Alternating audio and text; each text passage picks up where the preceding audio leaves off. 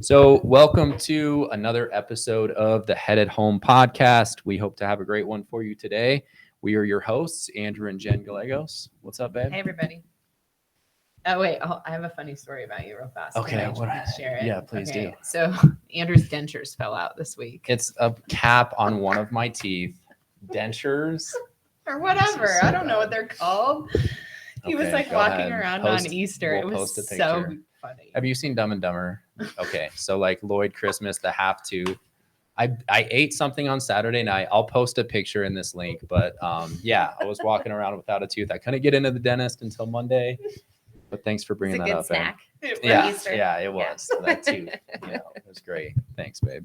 Anyways, he's Way to be vulnerable. He's fixed. Sort of fixed. But Fixed for now. I would have got never a temporary noticed. cap. Yeah, I got it fixed. and he would kiss me, and it was just like, it was all I could Yeah, it was think gross. about. I Was felt his- hideous. Just Then like I your started tongue. doing it on purpose and just like smiling. It was this one right here. Like that one was just completely So you cut would in just half. smile like a creep ball, like with his. Like, what's up, babe? She Like- slide you some tongue. Yeah. Oh God. Sorry. Too We far. didn't- No. No, Perfect. okay, she Perfect. went God, there. I'm gonna have a rough one today with you too. But we've got Felicia Nickel with us today. She is a rock star real estate agent. Thank you for joining us. Thank you for having me. I'm going to give a little background and a little intro for you for our audience who doesn't know you. So, you are the leader of a very successful real estate team called The Collective, where your mission statement, I read this online, I love this. It is to change lives and help your clients achieve their real estate dreams through tireless advocacy, extreme ownership, and powerful ingenuity. I thought that was really cool. Love that. You're a fifth generation Colorado native. You reside in both Golden and Summit County, serving both counties and areas all across the state of Colorado. You focus on service, expertise, and winning for her clients, and you help a wide range of clients from first-time home buyers, sellers, investors, developers. I know you're all across the board, everyone in between. And I know you also have a leadership role with Keller Williams as a mentor as well. So yeah, super happy to have you on and learn a few things from you today. Awesome. Well, thanks for having me. I feel like the fifth generation Colorado native like deserves That's an deep. award or like a ceremony or something. That's not pretty. many. I you like don't to come say across I'm a many. unicorn running around, Uh, Colorado. It's great. Yeah. We don't see many natives, right? Like a Yeah. lot of people are moving here. It's crazy. I know we were driving over here because we were talking about that, and we were trying to figure out like how many I generations. don't even know. Yeah, I'm a 3, few. but Yeah. 5 is like a legit. And you're from Colorado Mhm. too. So Yeah. Yeah. yeah. But 5 It's is special. like It is special. yeah, that's awesome. Well, on a personal note too. So like I've worked with you a handful of times over the past year or so. And it's been a hard year for realtors and lenders. You know, interest rates have been up, inventory is still an issue. And something I noticed about you is like you were just like grinding consistently, like coming up with solutions, getting buyers into homes.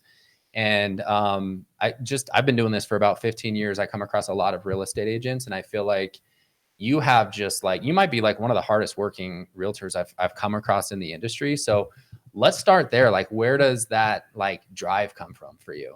Wow. Thanks. I mean, it's true. That's really cool. I mean, I Yeah. appreciate it. And yeah, where does the drive come from? I think really, my mom really set an amazing example for me. So both of my parents were first generation college students and went to, had an opportunity to go to CU Boulder off of United Mexican American Students, so UMAS. And they both really came from a family of laborers, and just I think from a very young age instilled like you really will work hard, and I think we're driven to not be poor, both with my parents. So I grew up very middle class, but with extremely hardworking parents. And my mom was a small business owner and given an opportunity, and she was burning the midnight oil. She was out there, in cute little high heels and finding a way to, sell some insurance and sending, putting flyers out to all the guys working, construction workers first thing in the morning to, feed our family and, get business for us. And I think that she's an amazing role model of somebody that I have that just really like instilled good values in me and also hard work. And, I think that really she's pushed me to see the opportunity. And then I think just some of the exposure that I've had and, like after college and really just knowing like I wanted something bigger and better for myself and then to like think bigger. And I think there's so many tools right now where you can be self-employed and podcasts and opportunities to learn. And I love to learn and I just love to like think bigger. And the answer is never no. It's like, how can I get there? What can I do? Yeah. And I really believe that like I can have it all. And it's like I'm in control of that. And so I also feel like I'm really fortunate in having like I really do believe it at this point, not always, right? Like you have to work hard and start somewhere, but that I have like an amazing work-life balance. And I also really want to make sure that the team that I have the opportunity to work with wins and that they get to make money and that they get to have, that family time and that flexibility too. So I think like just really creating a place for my team members and for myself that like I'm going to go after to get what I want. And real estate's an amazing career to do that because I get to also help people. Yeah. And I don't like to lose. So Yeah, it makes it like it, I was going to ask you that. Were you a competitive kid?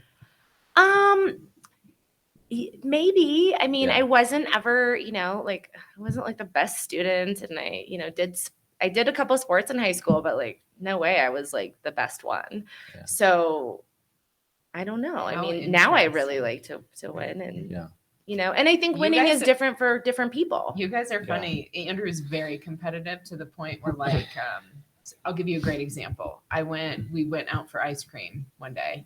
And I was playing Connect 4. The four of us were playing Connect 4. And my son and I were on a team, and Andrew and Ava were on a team and got their asses kicked like 5 I didn't know times. y'all were like the Connect 4 champs. kings. Well, I was just do believe like 4 or 5 straight.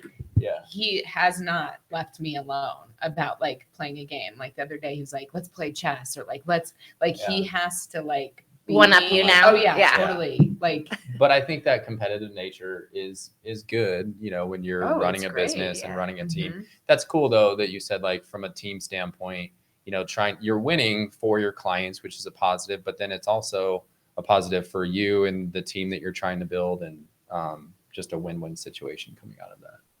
Yeah. And I think, winning means like different things to different people too. And, you've been in the business for a minute, so it's competitive out there. And so I think that it's really easy to keep getting distracted by what other people are doing and what they're achieving. And I've had an opportunity to be coached by some really amazing people and I think dig deep to just be like, okay, well, do you really want to go do 150 transactions a year? What does that look like for you?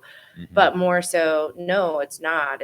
I really want to make sure I'm working a certain number of hours a week so that I can go do cool stuff with my family. And that also, my clients feel like they're my only client. That's the goal. So I think that's where I've really kind of honed in, like, what is winning, look like for me and then everybody that's in my world, so that I have, you're never going to have that perfect balance, but for me, that feels good.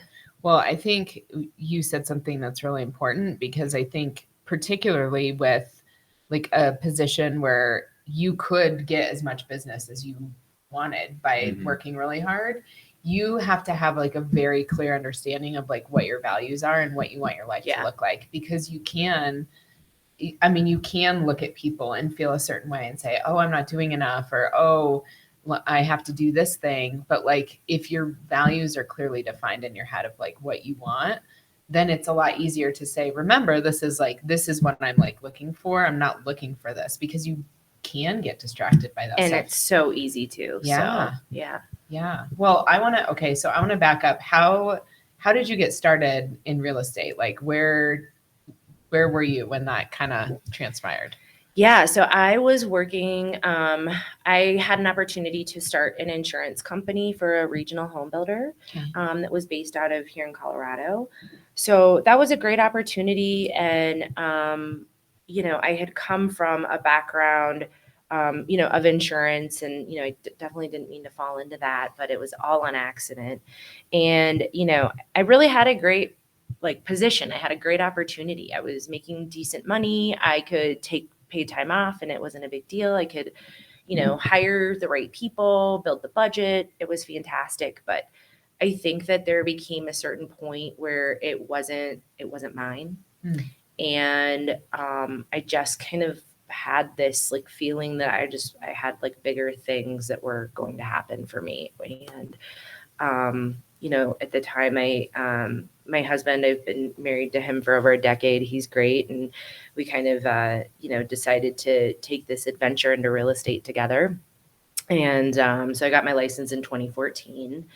And, I kind of continued to work part-time doing this other job. So, I was still responsible for, a company 9 to 5. So I took June to go get my real estate license away from my son, who was like maybe 2.5 at the time. And so I'd work all day and then I'd go sit in these real estate classes after work, and I wouldn't get home until like 10 o'clock. And I was like, I'm just going to crush this test because I don't want to have to sit and read all this information again. Yeah. So I took the test and I passed, and I totally thought I was going to fail. And, I just kind of had this real estate license, and then I would use it to, we would buy investment properties or, do a fix and flip because that was so cute. And that's kind of how we started in real estate. And then, my husband really worked more on the investor side of things, and another company was born out of that. And once that was solid and, I was supporting the family at that time while he's building a company.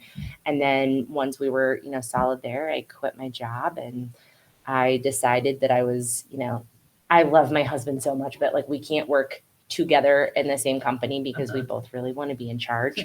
So, we just kind of decided to like do our own thing. So like I stayed on the retail side, and I built my business off the Z word. So I know some people don't love Zillow, but for me, it was a great way because I didn't want to go in and like ask my database and the people that I knew to trust me without having any kind of like a proven track record. Yeah. So I went in and I built my business off of Zillow, and I think I was paying like $1,500 a month. We got like 20 leads for it. And then we would convert probably 3 to 4 people to put them in it was just me, myself, and I at that time, and like put them in my pipeline. And so I think my first like full-time year in real estate was 2017. And I probably finished like a little under $11 million in volume and like 25 transactions. First year. Yeah, first year. And I was like, I'm not going to fail. So, and I didn't want to have to go back and get a job and work for anybody. Like I was very determined not to fail and not to ask people that I knew for business and figure out a way to make it happen. So that's a lot of business in the first year. And in this business, there are so many like nooks and crannies. There's so many like areas in a transaction where it can go wrong, and like for a lot of us, it's like learning, you just pick something up during every transaction.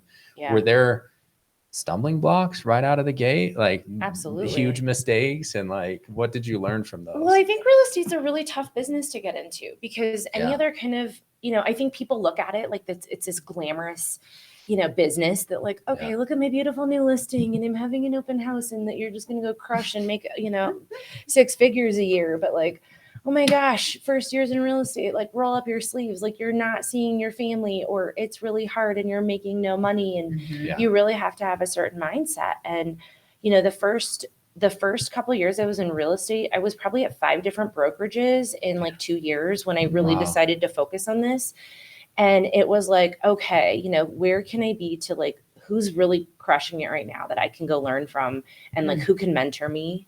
So I think it was trying to like seek out people for mentorship and paying for that mentorship. Like, I didn't care how much it cost me as long as I was like learning from somebody who had already figured out all the reasons to fail. So, and if it didn't, huge. And if that relationship didn't work, then I'd be like, okay, I'm going to move on. Or, I remember there was one place that I went where, I quickly rose to the top, and I'm a brand new agent, and, they're recruiting a lot of brand new agents, and I will never forget this experience that I had. But like my first time that I had closed 7 deals in 1 month.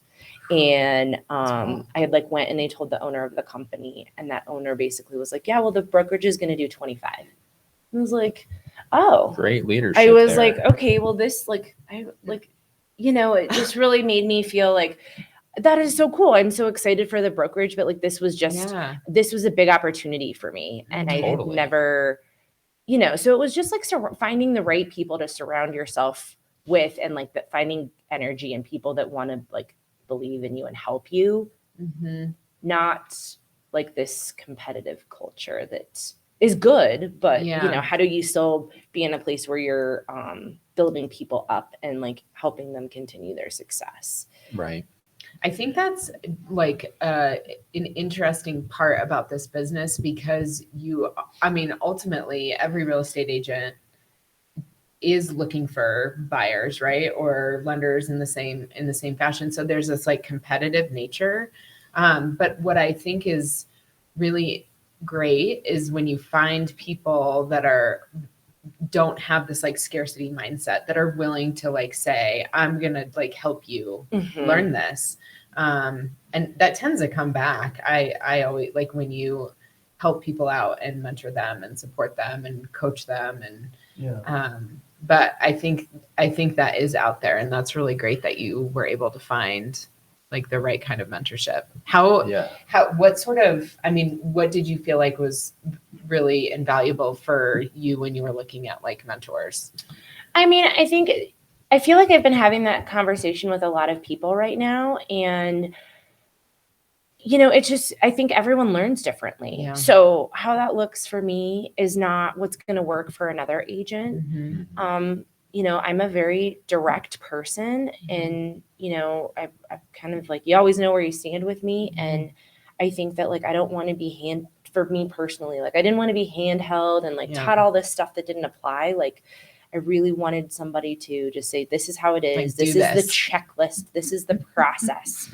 Right. And I think like, I'll hold my own hand. Like, just tell me what to do. Well, and I kind of need you to still hold my hand in this, because it's like, what do I do when somebody comes back and tells me no, or this, right. Or, I don't know what this means. And so I just kind of needed someone to, yes, this is how it is. And maybe hold my hand a little bit. But, I think that, again, everyone learns differently. So, to me, I was paying a lot of money for mentorship.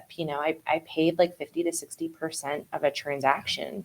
And it was like taking night classes a couple nights a week and really making sure you understood the contract and more so, I think, the process. Yeah. And then it was stuff like, oh my God, do I know how to open a lockbox? And I'm here at this property and I don't understand this one. So, those kinds of things you have to fail forward and figure out yourself. And I think that that's where people maybe come into the business looking for mentorship, and they're like, I want someone to do it for me.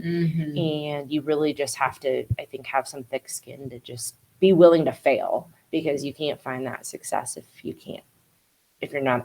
afraid of failure. And I think a lot of people are, and so they just don't try, or they don't, and one thing we talk about a lot is, and we do this with our kids, but like, what's one thing you like failed at today?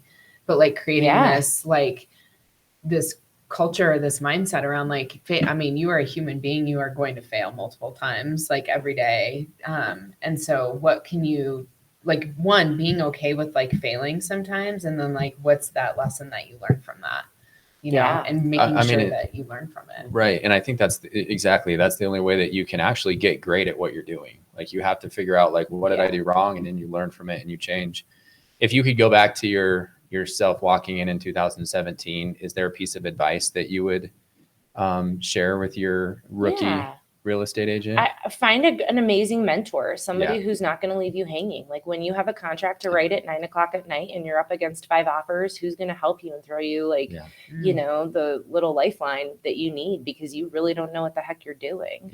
So someone that's invested in you, not just somebody that's going to say, well, look at the template. Like, okay, I looked at the template, but this is like real life, right? So it's a little different. And then I also think like, be willing to, be vulnerable, be uncomfortable, be willing to fail. Like, you've got to look at yourself in the mirror and decide, I'm tired, but am I going to go to bed tonight? Because, I can either help somebody and try and help myself and, make something of myself, or, I don't know, you just kind of have to figure it out and have that spirit. And, I think really have your priorities straight. Like, you're not going to get it right all the time. Yeah. So just be comfortable being uncomfortable and failing. I think that's like the beautiful part about, like our industry and any industry where you're in charge of your own success, is that like, however hard you work, you're going to get that back. But I also think there has to be some sort of an evolution. Like you mentioned, work-life balance. Like, I think at the beginning, we all kind of tie our identity with our success. It's like how many, at least I did, like because it's so important to you it is so competitive. Like you want to be able to make it in this industry. So you have to put everything into it, and it becomes your identity. And then after you have success, you start to realize, okay, like I also have to realize what I'm sacrificing, so you need to kind of peel back or just become more efficient. I think for me, it was just like becoming more efficient and better in my systems and checklists. Right. And I know, you, in order to do the production that you do, you have to be big on systems. Do you put a lot of time into that and like creating systems and just process for how, transactions go through your pipeline? Yes and no. And I think just to go back and elaborate on something you said was like, I really kind of find my identity in success. And I think that, I relate to that a lot. And like, we only get one shot at our reputation, right? That's everything that we have. It's everything. And so, I think just like taking a lot of pride in what you're doing and, answering your question. Yes. Like we're very process oriented. And I think that in order to grow, I think, being incredibly vulnerable here is like, that's just been one of our weak links. And, I've been kind of like a one-man band, so to speak, for so long. And for the last, couple of years, I've really had this incredible team, even though I've, produced as an individual agent, I've had this really incredible team behind me. And so all of the processes have been in my head, right? Yeah. And then I had them documented out, but then it was like the implementation of them. And so my admin, is just, not only is she like this amazing person, but she really takes ownership in what we're doing. So it was like, okay, well, here's the framework for what I created, but I hate admin work. I'm not an admin and I don't want to be good at it. And I think the other just, key to anybody that's successful is like, and for very specifically me, is I believe in my team and I want her to have that ownership. Like I'm going to say, here's my idea. If you have a better idea of how to, do it better than me, like that's why you're here. And I really just believe in treating my team members that way and saying like, well, I'm not the one that's good at admin stuff. Like you may get better. And I think that, that's really given her pride and ownership. Like she owns that and everything that we do in regards to systems and processes. And then half the time I'm like, nope, sorry, like scratch everything. And this 2 months that we just worked on this and this isn't working. Let's start over. And poor girl, she's probably like, you were crazy. But I think that like, she doesn't have a bad attitude about it. I think like you have to like work the systems and then you break them and you realize, oh my gosh, this doesn't work. Let's start all over. Or let's just rip out, 5 pieces of it and rebuild it. So, and then, Andrew, we've brought my mom onto my team too. Right. And so she's amazing. And she's so like, old school in some ways where I'm like, if we're going to wait for this to be perfect, it's never going to be done. So let's like start to break it now, Shoot the name. Yeah. So yeah. Does that answer your No, it does. question? Yeah. Well, and I think when you're a leader leading a team or whatever, there's always this emphasis on like it. And I remember when I was a principal, I felt like this, but like, you're never going to be good at everything. You're never going to be good at everything. And part of being like a leader is realizing what you're like not good at and finding people to fill those gaps and like giving them that ownership because, you can't spend all of your time getting better at stuff. Like I mean, you and I work on a team together. Yeah. We both have very different strengths. Yeah. I'm funnier. I'm better looking. So, I mean, says the man who had a gap in his tooth. You married him, Jen. Yeah. That's on you. Don't forget that. That's on you. I had to throw one to him, to be fair. Felicia, I appreciate that. You walked right in. It was a little uneven. But I feel like, like when we're talking about systems and processes, like we're trying to perfect an imperfect process. And I think that's what's frustrating about it is every transaction is a little bit different.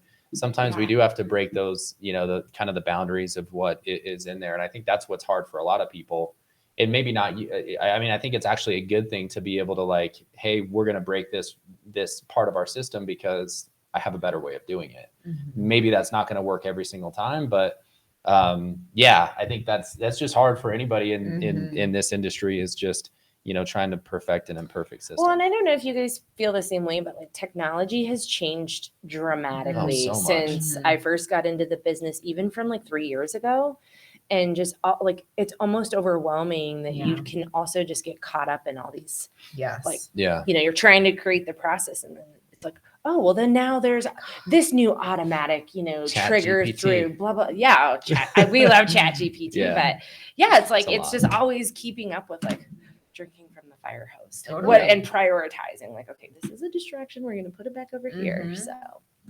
Yeah. And it like you said, it's just always changing, you know, once you feel like you have everything figured out, I think that's a scary place to be. Yeah, because then the shiny new object comes by. Yeah. Well, and we never want to get comfortable, you know, and you've probably been doing this for long enough to kind of see, you know, maybe certain people in the industry get left behind because they're not adapting or they're not, you know, they're not changing.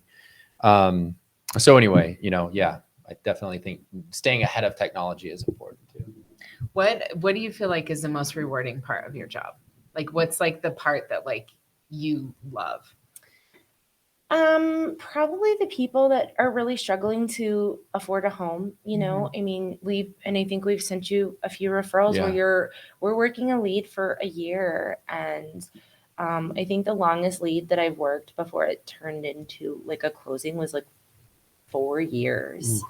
And I think that's what gets me, right? Like, you've got people that really want to buy a house, they don't understand the process, they don't have any money, and you just have to like gently remind them, if you really want this, like, we'll help you make it happen. You know, I think that's really what to me is rewarding, is the people that just like, you know, want it so bad that they're willing to, you know, put the work in for that many years or save the money and just like to see their beautiful home after they've done it. Like that, there's something that just feels good about that makes this, you know, it makes it worth it. Well, it's such a huge part of, he was a huge part of my life, like buying my first house, you know, it was just such a feeling of like accomplishment, and the people that help you do it, I feel like there's this like kindred connection, you know, that you always have with them. And like that, I think you kind of get that feeling. Like I can see it, like when you help your clients, it's just like, they love you for one, but you've also like, you know, you've helped them with such a huge part of their life, you know, and it's creating wealth through home ownership too. I think that that's huge. Not enough people talk about that, you know? Yeah, that's so true. And I also think, you know, I've gotten to a point where like 90% of our business is referral or repeat. So, you know, on that note, just seeing like, you know, a couple clients you helped me with at the beginning of the year, you know, I helped them buy something and it was this really small half duplex, and, you know, they worked so hard for it and they were so proud and it was so beautiful. And then being able to, you know, see them kind of like mature in their marriage and, you know, 4 years later, like save up enough money where they could keep that in his investment property. And I could have easily said, yeah, sell that. But I'm like, no, keep it. It's a great opportunity for you guys to build wealth. And let's go, you know, help you get a home so that you can expand your family or, you know, whatever else you guys want to do. And I think just having like the relationships are just another part of it where I really want to make sure that the people that we're bringing into, you know, our client base, like we really truly care about those people and we love having friendships with them, and that's cool. So, well, I think that creates like long-term stability, you know, in your business as well, is not just going after like this transaction, but actually giving advice, you know, so that you're actually helping them build wealth. I forgot what I was going to say. Well, I have a question. I know you just did, I think it was last year, condominium, that big sales. I'm interested in hearing about that experience and just like things you learned along the way, all of that.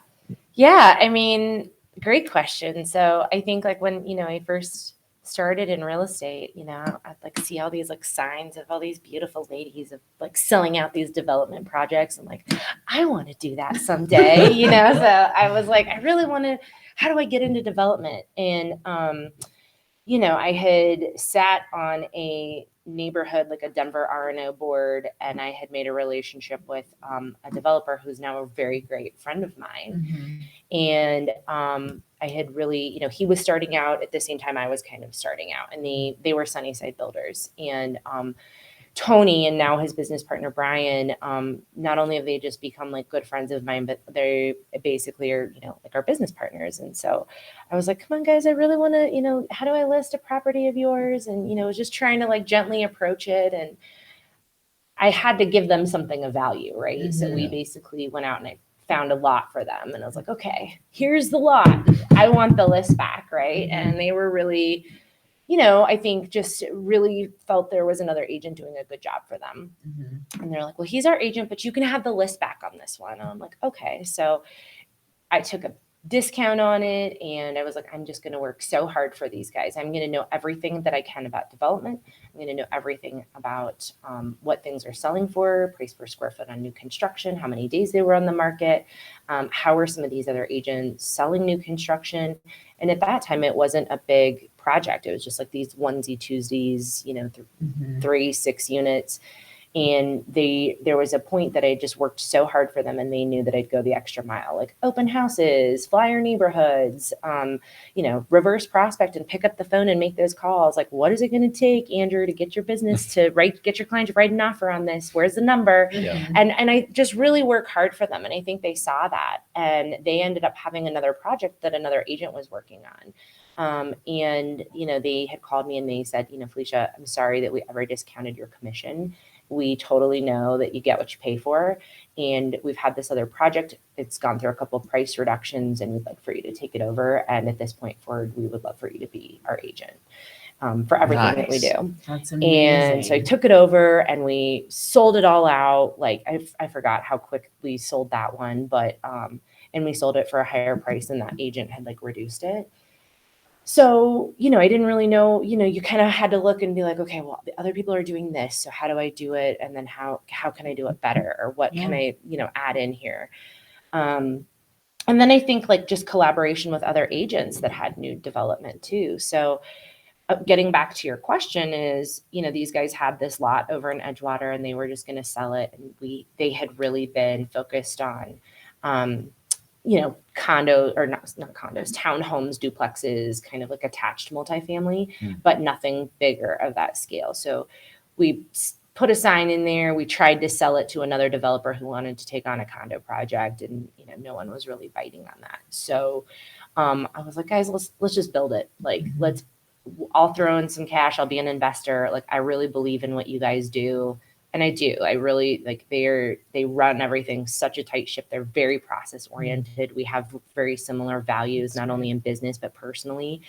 And Brian basically was like, all right, let's put this together. And he worked on all the construction numbers, and I'd go out and do research and, look at condos, because I had never sold a condo project and they had never built condos before.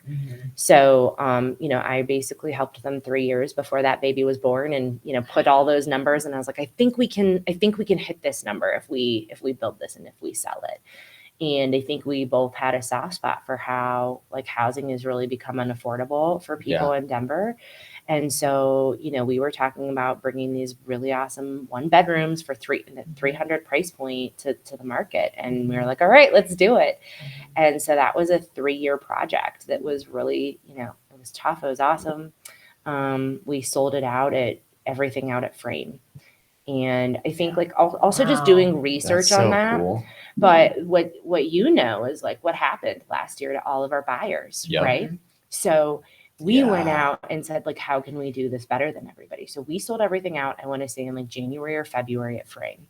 Well, we all know where interest rates were on that one. Yeah. But we had sought out lender partner relationships through lenders that were unique. And I think that really came from maybe some of what I learned with my builder background, prior to getting into real estate. So we found programs that could lock people into an interest rate for up to a year. So, the project construction was delayed for COVID stuff we still haven't recovered from. And so we ended up delivering on that in like September. where we all know where interest rates were in September. Yeah, And brutal. so, yeah, and only two contracts had fallen out because the buyers just no longer qualified. It had nothing to do because their interest rates were still locked. Yeah.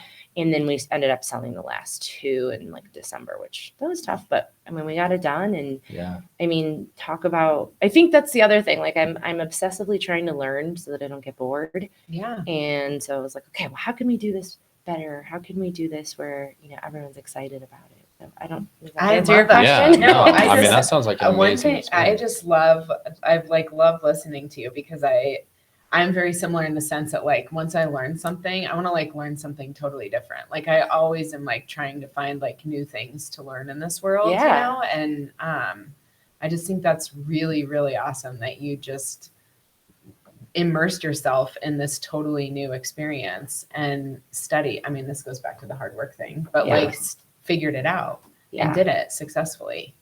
Is that your proudest moment in real estate?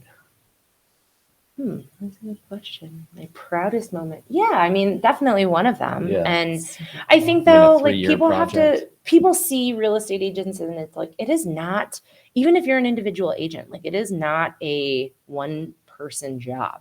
Yeah. There is success behind me because of the people that I get to work with and the people that believe in me.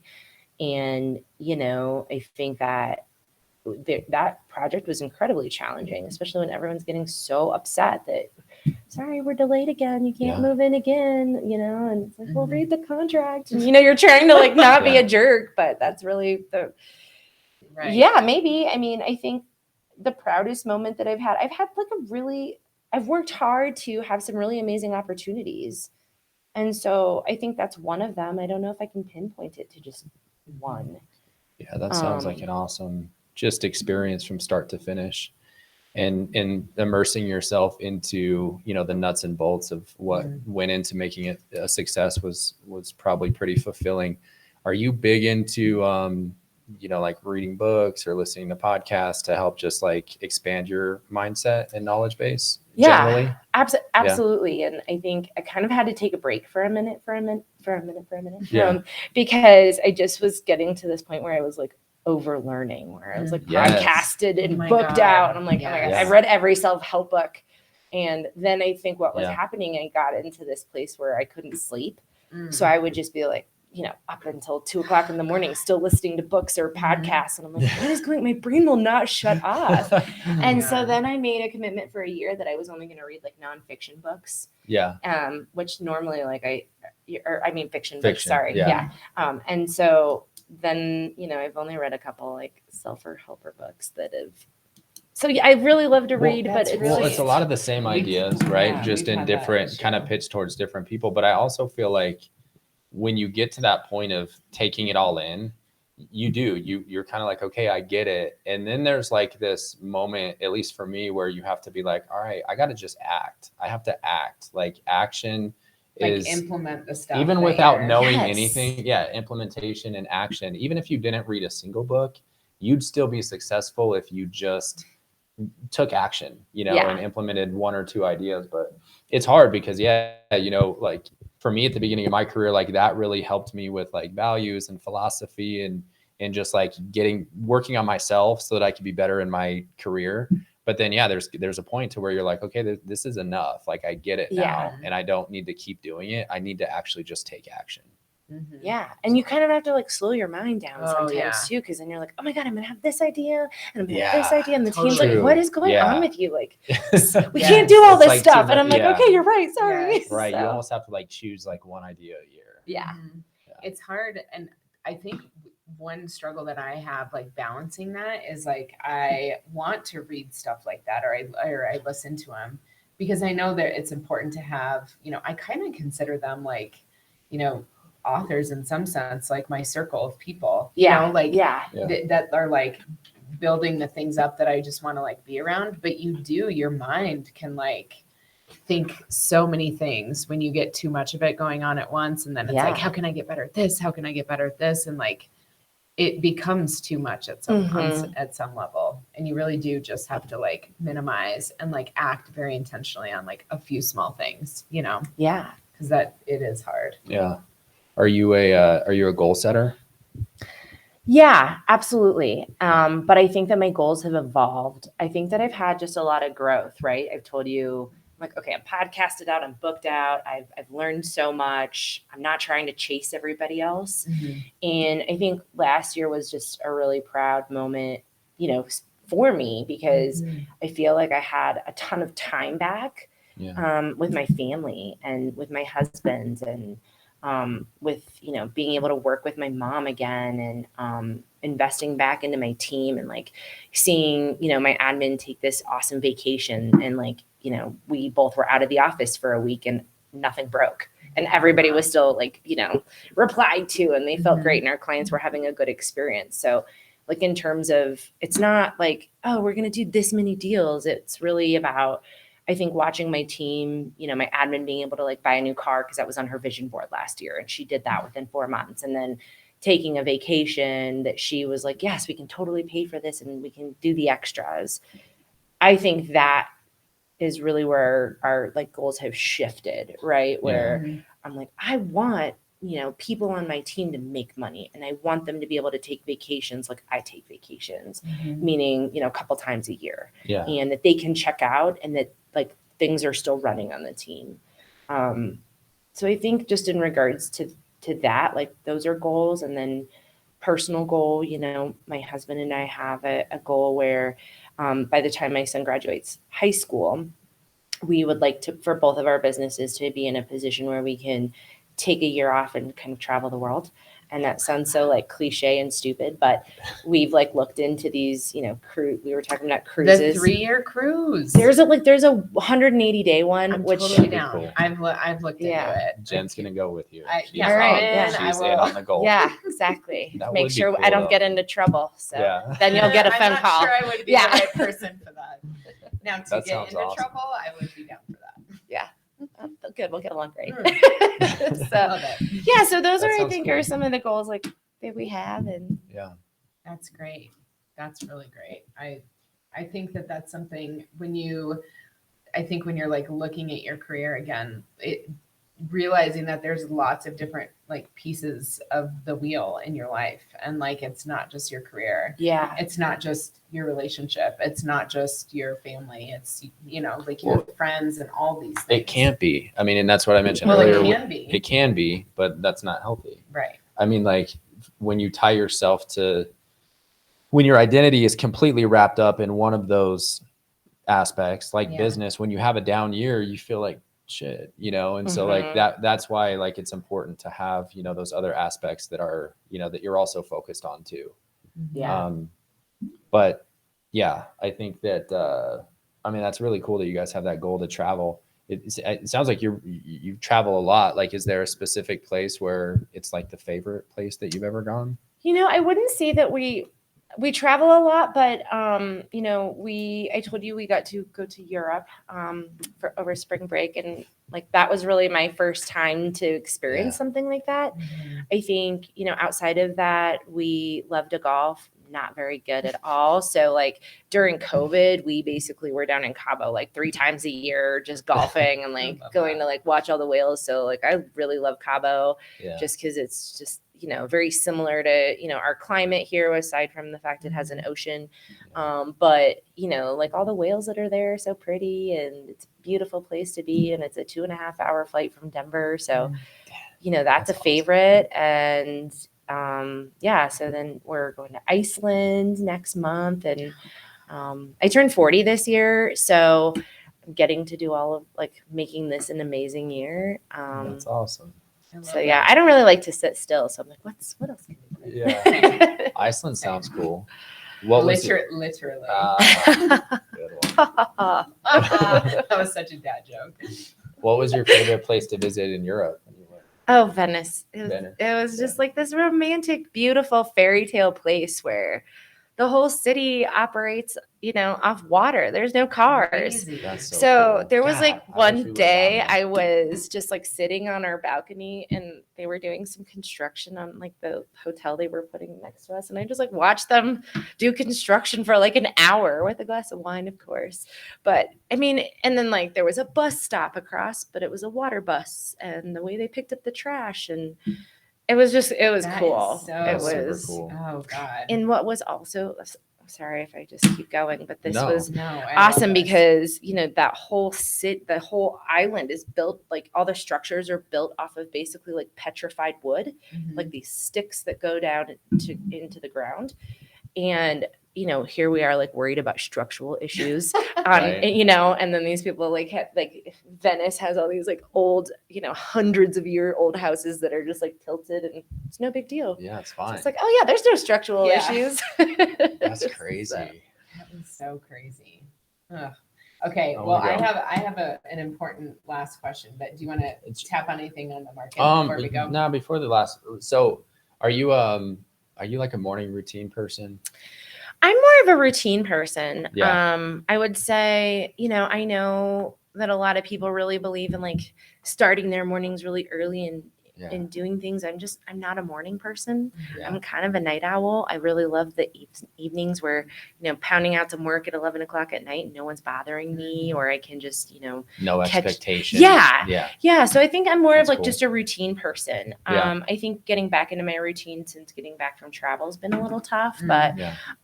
like I'm an Orange Theory nerd. I love to just go there like 4 to 5 times and get my ass handed to me for an hour and then go, you know, that makes me like feel like I can go back and conquer the day. And I think more of a habit person would be Yeah. like the right way to say that, Yeah. because I like my habits. And if I'm checking off all of the things that I need to do each week, then I feel like it continues to keep me moving forward, Mhm. working as much and not as much as I want to. Yeah.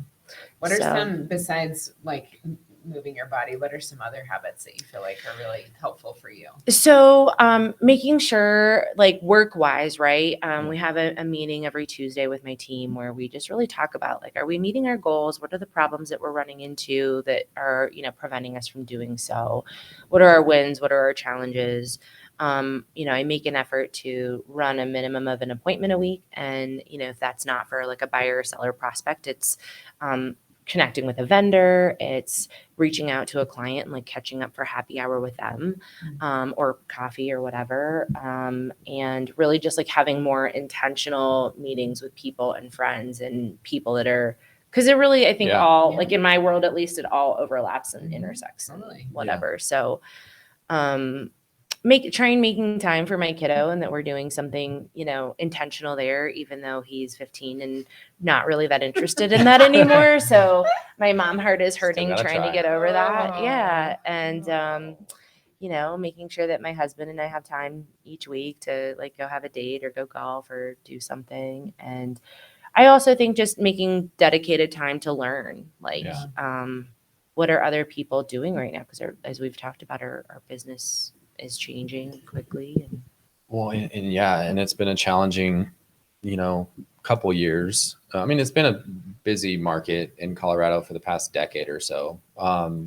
What's the biggest challenge that you're facing in your business right now, and what are you doing to overcome it?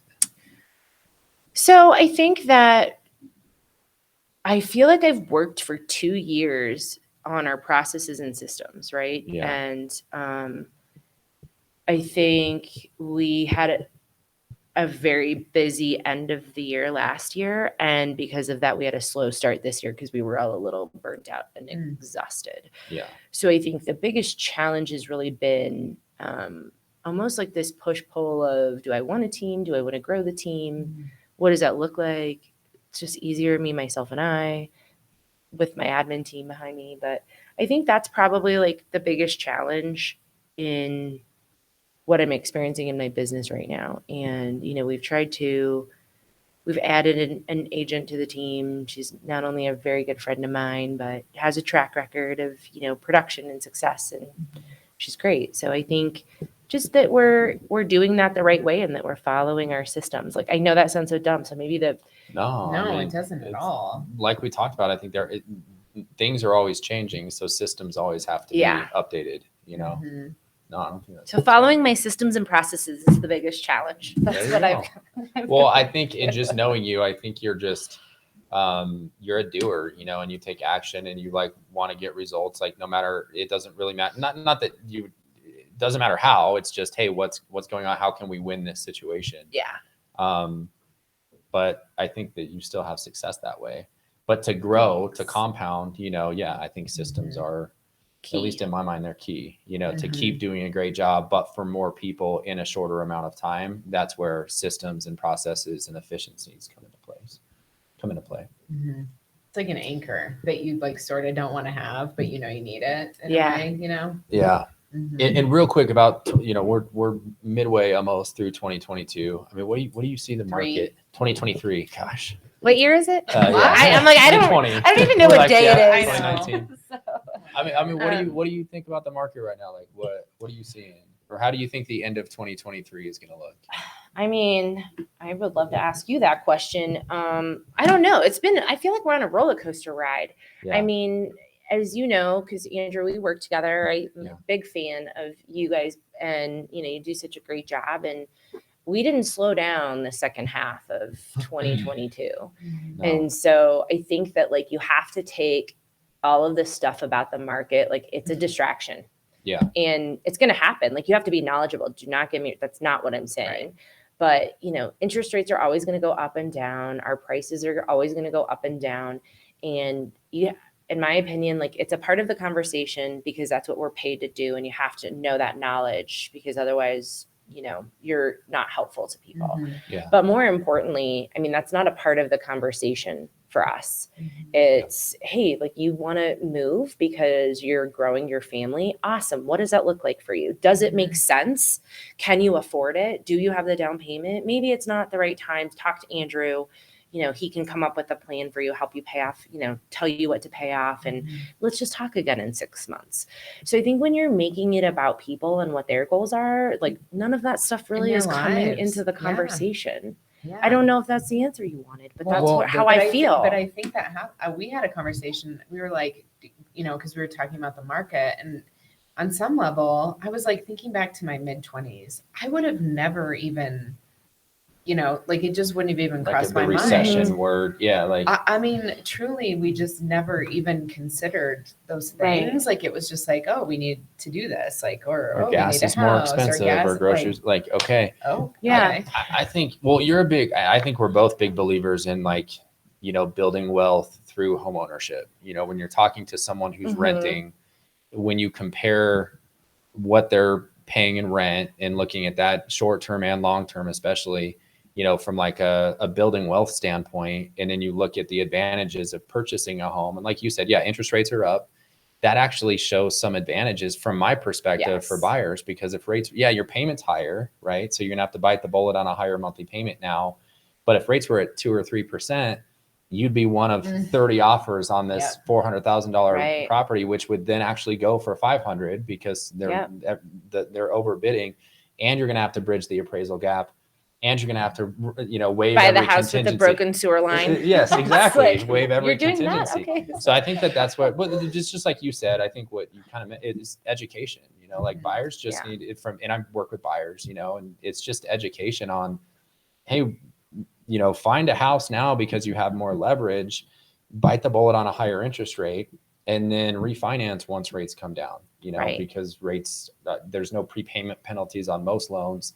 So you can refinance and, it's a good way to get your foot in the door for home ownership. Like you said, if that's a goal for them and their family. Right. And for most renters, it is. Yeah. And people are still, having babies, getting divorced, moving out of state for jobs, getting transferred here for jobs. Yeah. I think the other thing, Andrew, cool programs, what you offer now on the lending side of things, those didn't exist 5 years ago. I know. It's wild how, there's a resource for everything nowadays to help people in, situations where how competitive our market is. And that's great because it gives us more tools to help people. So, yeah. And everyone's situation is so unique and different. And like you said, there's just so much misinformation and just, fear-based media and stuff, which, I get because that's what gets the clicks. But I think I'll talk to a lot of buyers and they'll just be like, I'm not going to buy right now because interest rates are up. Yeah. But they don't even know what that interest rate means. Right. What does that mean for your monthly payment? Right. I think that's where that education part comes into play. But I think 2023 is going to be a lot like 2022 if rates stay up in a higher range, which they're going to stay until Yeah. inflation numbers come down. But again, I think there's some advantages there for buyers because once they do come down, it's just going to be more competitive. Yeah, I agree. And I really think, I mean, last year at the end of the year was very interesting, right? Because we had such a crazy spring market where everybody was, you know, fighting for a property. And, you know, sellers were like, yes, I can, you know, price with my pie high in the sky number. Yeah. And then December, you know, we're taking listings where it's like 3 price reductions, twice under contract. 20,000 in concessions. Yeah. And you're calling all those buyers like, this is a time Now's the like you can get time. a deal. Do you still want to buy? No, I think interest rates are, you know, going to get worse. I'm like, okay. And then now here we are in the spring and, you know, it's home prices haven't come crazy down. again. You know, No, there's I've, multiple like, offers on I the right know. properties, waiving, like we're seeing all the crazy things we saw last spring. So I really think this year will be pretty similar to last year where I think Yeah. we'll see it kind of calm down a little bit after summer. Yeah, I do So- too. I see that happening. I don't have the crystal ball. I know. I don't either. I wish we did. Yeah. You Okay, got I it? have the most important question of the whole thing. So Okay, cool. you're not listening as much to podcasts or books. Okay. So you're driving in a car. What artists are you listening to? Ooh, music Okay. wise. Um, Okay. Goose is awesome. If you know who Goose is. No, So I've been on the Goose train, more of like jam bandy. Oh, we Um, like jam bands. All Billy right, Strings, I'm totally a fangirl. Like, Love say it. those two. And then just like the old school hip hop. yeah. I don't know, some like Tribe Called Quest, Oh, Far I Side. like it. Some real hip hop. Yeah, so a little bit of like kind of I love it. interesting. Best concert Taste. you've ever been to? Okay, the Billy Strings Renewal Festival is a really like just one of my favorites. It's only happened like two years in a row. But up in Buena Vista, it's beautiful. I just, you know, I think he's like the most amazing guitarist. Is told it you I'm a happening this fanger. year too? Yeah, When it's usually in September. Okay, cool. So, God, that'd be a cool place to That would be Buena super. Vista. I Yeah. bet that's beautiful that time of year too. Gorgeous. And yeah, it's like fall colors. Go hit the hot Oh, springs. A lot of my good friends. Good music. Awesome. Gorgeous place. We got to get out So- more. We got to do something like that. But you just We go have to, like, littler Red Rocks. kids, you know, just give it Yeah. a couple more years. Yeah, that's true. I know. And the Dillon Amphitheater. So, because I'm in Frisco half the Yes. time. So we Right. usually just like Yes. ride our bikes over there Oh, and that's Oh, so yeah. cool. they're bringing in better, like a lot Really? bigger bands. And Is fun, that one so- right there, like right off It's right on the reservoir? lake. Yeah. Yeah. Where we Nice. stayed that So- one Okay, time. cool. It's, yeah. Yeah, that'd be really We cool went to see up a there- concert there. We went up there one time for Andrew's birthday's in June. June, and it snowed. Yeah, it snowed June 20th. And it was crazy. like, Yeah. what? It was cool though. Like Yeah. it was just yeah. Yeah, you we never came know back what down you're here. going to get. It's It's like crazy. sometimes you'll be evacuated for lightning. It's, you know, I other love times Dillon. it's gorgeous. Yeah, we Yeah, grew we up love camping Dillon. there. That Heat and Bay campground. That's where Yes, me and my that's a good family one. used to go, and like that was our spot because we had a camp spot like towards the back to where you could walk to one side of the reservoir on one Mhm. side and then like another little pond, you know. So we'd like fish there all the time, and yeah, I love special it. And the place in my bike path heart. that goes like Mhm. pretty much all the way Yeah. around. Yeah. So, yeah, I Yeah. love Frisco. So Awesome. it's a good place to be. What about the book question? I think we should ask you. Yeah, if you if you could write a book on one thing, If Or you write a about- book. yeah, Yeah, if you about were to write one a thing, book, what would it be? I was about? more prepared for if you were going to ask me what books I think people should read. So I'm well, going if to. you have one of those, throw one of those out. There are I a am couple going of to those throw out. out that one because there's Okay. a book called Who Not How, Who not how. and Okay. it's I think really, you know, changes your mindset on how pouring into people in your organization can not only help them but can help you. So that Love was, I like you know, that. it's not like a Who fancy not read. how. Yeah. And then I've got another one that I've had sitting on my desk, but Brittany Hodak, I took my team to FubCon, Follow Up Boss Con Okay. last November. And she was a phenomenal speaker and she just wrote a book called Creating Superfans. Okay. And so I haven't read that, but just like her message is pretty strong about like how, yeah, just go check it out. I'm not going to try and paraphrase Creating that right now. super fans. Yeah, Okay, but just cool. like really making people, you know, your fan for life, and like, you know, you're not just a brand, but like people just talk about it with so much excitement, and that resonates with us because we get a lot of referral repeat business. Well, and it's so Um, competitive. There's so many realtors. There's so many, you know, Yeah. like it Yeah. You actually have to. creating that super fan, you know, you're like imprinting you know, your brand on them, and that creates a better relationship. Yeah. I need to read that. I don't know What about if if I you were to wrote a write a book. I think maybe that's a good question. I wasn't expecting that one, That's but our trick. That's I our... know. So probably just like on failing and getting Yeah. really comfortable failing. And, you know, one thing that I've been getting quite a few people that have confided in me or given me, you know, told me this lately is that like I'm really intimidating and I'm scary and I'm like, really? That's like I'm just direct. I'm not like I'm really loyal and I care about people. And you know, I think that, you know, a book would be about like failing and being yourself like unapologetically. You know, I'm not sorry for how direct I am. Like I think it's part of what makes me me. So I think just like being, and I think a lot of people are already writing these books. So, you know, maybe I'm not the best writer anyway. I probably have chat GPT like write it for me. Right. But yeah, like just being really, being comfortable, being uncomfortable, being okay failing, because, you know, you can't get better if you don't fail. Like if you just have all this success, how do you know how to fix things or like have more success? And like you That's said, probably being like the comfortable. saddest answer I gave you, but No, I think it's a great, I mean, so many people are scared of it. And I think, Well, I think we're wired to be comfortable, right? And yes, like, but no, look how many products are created to make us comfortable. yeah. But all of the growth that ever happens in your life is when you're not comfortable. Well, and I think also like the instant gratification that we're so used to right now, you know, I think people just expect to like click a button or there's an app for that. And totally, like, no, it's not true. Like if you really want success, if you want these things, right, there's grit behind that and hard work and blood, sweat, and tears. And that is for and sure. being like in the mud for a while. Yeah. You know, and it's being not always comfortable gonna be there. great. Yeah. Like hanging in the mud. Yeah. Well, this was great. Where can people find you? Well, I don't like to be found on social, but no, I'm just kidding. I'm kind of got not. a good website. milehighcollective.com. We are on Instagram, milehigh.collective. Facebook, but I'm sorry if I don't respond right away. I'll get back to you on there. But otherwise, you know, cell phone, email, all that stuff's on our website. If I can help anybody out there, or you want to come work with us or just go sit down for coffee or wine, reach out, call me, text me, email me. And thanks so much for having me, you guys. This was really fun.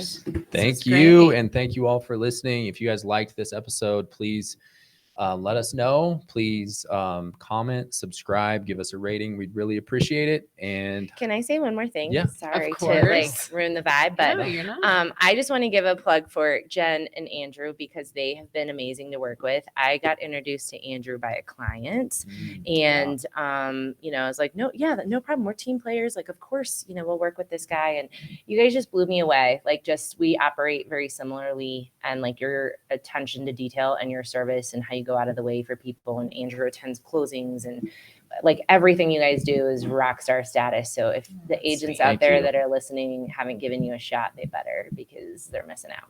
Thank you. Sweet. We appreciate that. Love it. All right. Take care. See you guys next time.